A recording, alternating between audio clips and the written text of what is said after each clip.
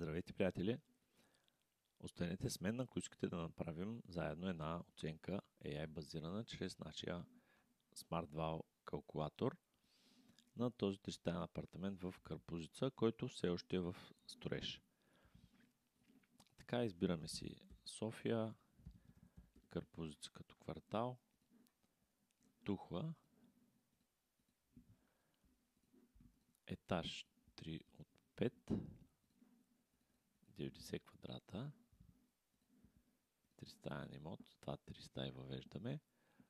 Плащаме 15% сега, всичко останало след акт 16, което си е доста изгодна оферта. Аз съм от Пловдив и тук в Пловдив такива опции няма, а този имот вече е на акт 14, което е доста добре. Отделно може да се закупи паркомясто или мазе. Така, има асансьор, видеонаблюдение и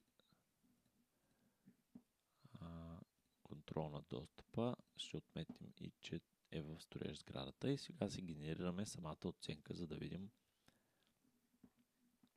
каква е прогнозната цена. 202 000 евро. Като цената тук на имота е 174 000.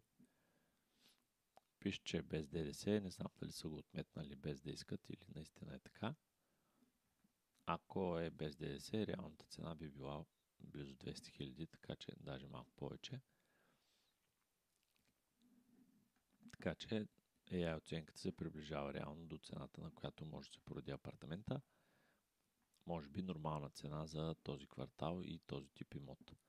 Какво мислите вие? Оставете коментар, ако имате опит с имоти в този квартал, да видим дали нещата ще си кликнат.